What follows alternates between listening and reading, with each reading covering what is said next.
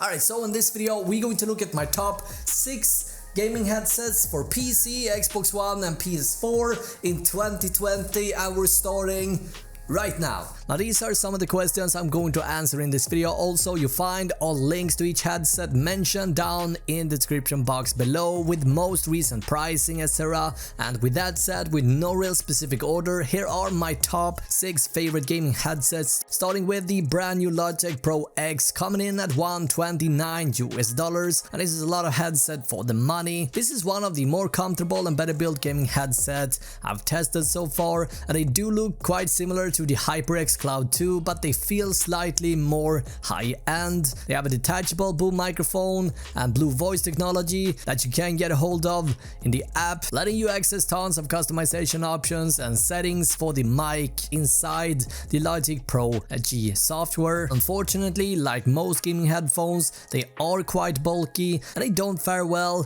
in noisy environments. They also perform quite inconsistently across different users, so your experience may vary. On the upside comes with an extra pair of pads and an additional mobile friendly audio cable, so you can use it with your phone if you like. Now we're looking at a closed back ear cup design, preventing sound from leaking out of the speakers, and this gives the sound a bit less airy sound, and you get the feeling that the speakers are closer to your ears in a way compared to open back headsets. And as we all got different tastes, if you are totally new to headset, I highly recommend that you listen and compare the difference between open and closed before you make up your decision, as some people tend to prefer one specific design more than the other. Now in terms of physical specifications, we're getting a dual 50mm neo-diamonum element, and this is somewhat what is expected in this price point. You got a frequency range of 20 to 20 kHz, which is most common among gaming headsets. It also got 7.1 surround, though it should be said it is done on a software level, and so while this headset only got 2 physical speakers, it can mimic 8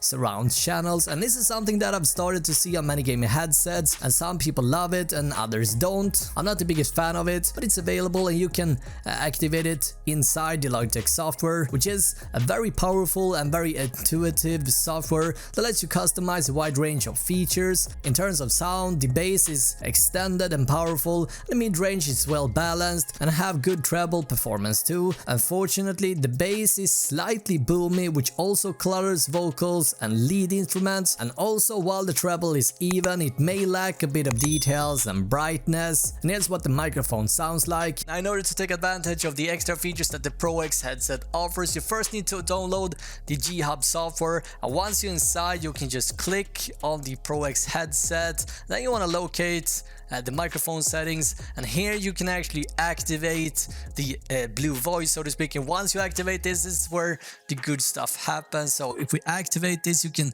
hear instantly that my voice is getting improved on the fly. So as you can see, there's a lot of settings here that you can fine tune, and you can hover over each setting to read about each setting and sort of get to learn how you can improve your voice quality inside the software. I have sort of made my own profile now. I've sort of fine-tuned the presets here, and this is the cool thing about this. You can simply just pick a profile, use it as a baseline, and then fine-tune it. As you can see, there's a lot of settings here that can improve your voice quality. And so if we disable the blue voice, this is essentially what the headset sounds like if you're not paying the extra $30. Overall, this is a great gaming headset that I cannot recommend enough. Now for those wearing glasses, or if you live in an area where it's generally hotter, Logitech also ships the Pro X with an extra set of velour ear pads, which is very nice indeed, and the headset also works on PS4 and Xbox One, and you find more information about it down in the description box. Moving on, this is Corsair's first attempt to creating a pair of high fidelity headphones with a detachable broadcast grade microphone, and they actually did a pretty good job here. Now because most of the headset is built in higher premium materials, ear cushions as well as the headband is made of synthetic leather, and most of the frame is aluminum. It is priced a bit higher than the Logitech Pro X and comes in at $179, but it's not just the material that differentiates the Virtuoso. This is also wireless and it works flawlessly on PC and PS4, PS4. For Xbox, however, you are unfortunately stuck with the cable. Now in terms of specs, we're looking at closed back ear cup, and we're getting dual 50mm neo-diamonum speakers with the frequency range of 20 to 40 kHz, which is double what most headset delivers. And what this basically means is that as long as the source you're listening to was recorded with the same level of frequency range, Virtuoso can reproduce tones that regular speakers cannot, and as a result some people notice richer sound and others don't, and this is obviously something you have to compare yourself. I never cared too much about this as I'm not really able to hear the difference here, but yeah, it is available here in case you do care about it. So this is the microphone test of the Corsair Virtuoso RGB wireless. Now, in order to answer the question how good the microphone is of getting rid of background noises, I'm gonna start typing on my Pro X keyboard using a Gatron brown switches. So, hey, what's up on my Pro X with Gatron brown switches, and using my mouse, actively clicking while I'm typing on my Pro X.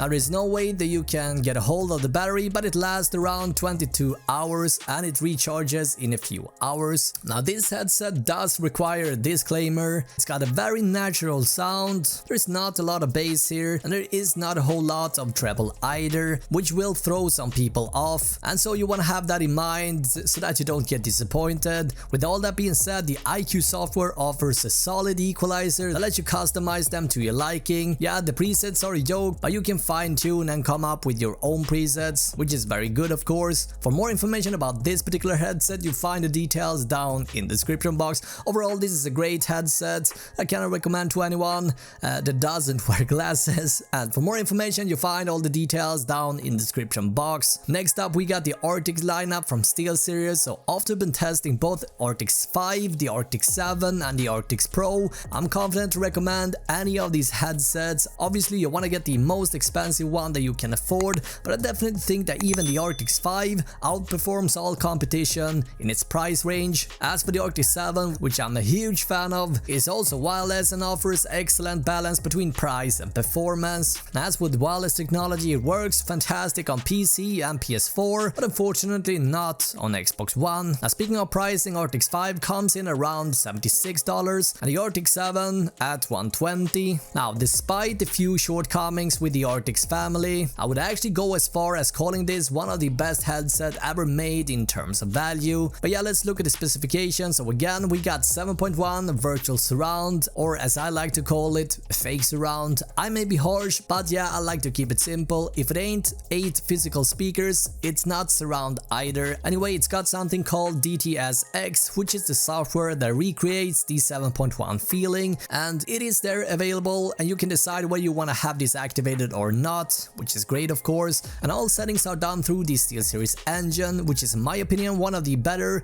gaming softwares out there. It's very easy to navigate and everything works as you expect it to. Now once again, we're looking at a closed back ear cup, and speakers are actually a bit smaller here, coming in at 40mm, and while smaller speakers mostly are a negative thing, this is the complete opposite on these, cause they sound amazing. They have a powerful bass, a well-balanced mid-range and a fairly even treble range. However, the bass lacks a bit of trump and it might be a bit boomy for some, and the bass is a bit inconsistent, especially if you wear glasses. Now something you want to have in mind is you want to pick up the 2019 edition because it comes with a few improvements. The biggest difference is that the padding is now thicker. It's not a whole lot, but there is a difference here, and so if you got bigger ears you will definitely appreciate the deeper ear cups. The headband is also slightly more curved, which is better suited for wider heads. In here, it is not the best microphone out there, but it definitely serves the purpose. For what the headset costs, it's actually one of the better microphones I've tested in this price range. Again, this is a brilliant headset that I cannot recommend enough, and you find more information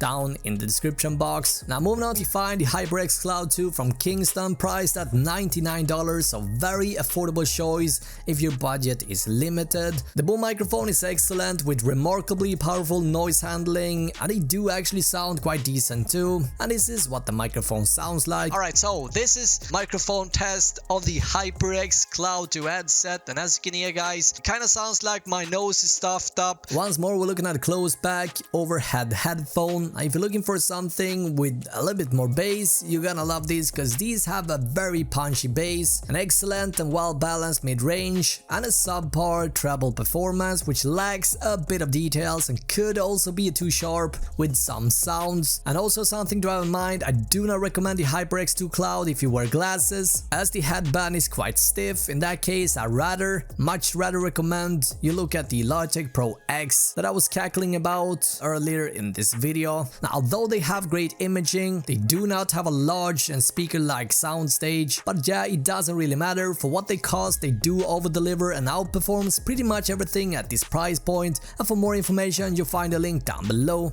Now next up, I want to talk about my favorite piece of equipment for the last 3 or maybe 5 years time actually. This is the Beyerdynamic DT 990 edition. These are my reference headphones for sound listening, and I've been using them for the last 5 years now, and they still works and sound excellent, although some of the as you can see here, the synthetic leather on the headband has started to wear, which is obviously a bit unfortunate. Now, unlike the other headset we looked at up to this point, these are physically open-end, meaning that the sound and air can walk through these grills here, making music as well as gaming sound more alive, and it feels like you're more sitting inside of the action rather than having the action happening around the ear, so to speak, if that makes any sort of sense. Now, coming in at $130, if you are a sound critic and you're looking for the best headphones for the value, this is the answer. And in terms of sound, they have a consistent, well extended and excellent bass range, especially for an open back design. The mid-range is nearly flawless,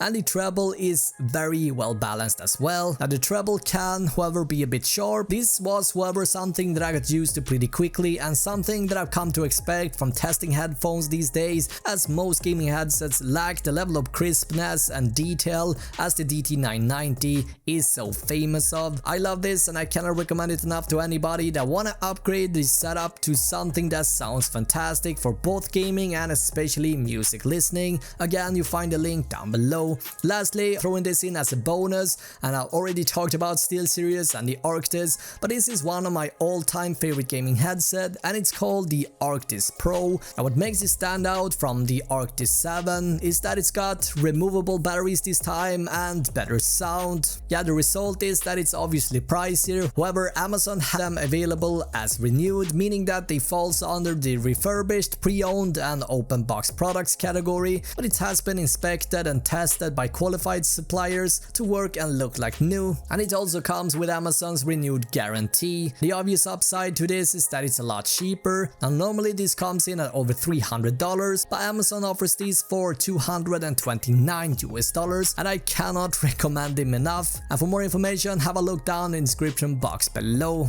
In case you have any questions, let me know in the comments below. I want to thank you so much for sticking around this long. Watch either of these 2 videos for more awesome content, and until next time, you guys have an awesome day, right?